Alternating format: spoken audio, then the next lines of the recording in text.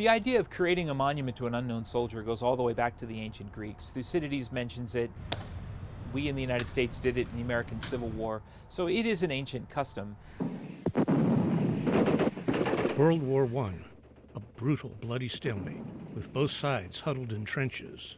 The U.S. Army Heritage and Education Center in Carlisle has a replica World War I trench, an appropriate place to discuss the war with Michael Nyberg of the U.S. Army War College. Trench warfare was awful. All the conditions, exposed to the weather, exposed to rats, exposed to shelling, just awful.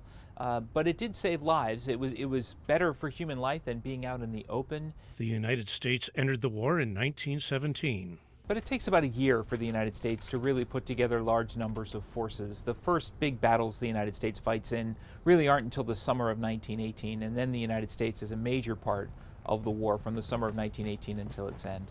And when it was done, the United States had over 116,000 dead. Many would never be identified.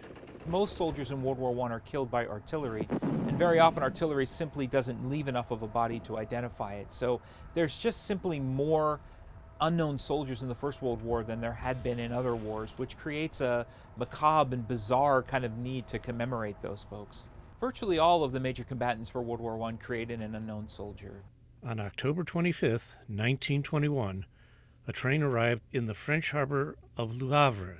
On board, America's unknown soldier. The United States Army gave orders to a sergeant named Edward Younger, a well-decorated combat veteran. They told him to go to the town of Chalon-sur-Marne in France, where a Frenchman who had lost 3 sons handed him a bouquet of roses. Then he was escorted into a room where there were 4 coffins of unidentified soldiers that were completely untraceable. Sergeant Younger walked around the room a couple of times, placed the bouquet of roses on one casket, and that's how they chose the one that would go to Arlington. For the special passenger, the Navy picked a special ship. The unknown soldier comes on the Olympia, which at that time would have been probably the most famous ship in the U.S. Navy. It was Admiral Dewey's flagship when he went to the Philippines in 1898. So the symbolism is really important. The Olympia pulled away from the dock, sailors at stations, and a detachment of Marines to stand watch over the unknown during the journey.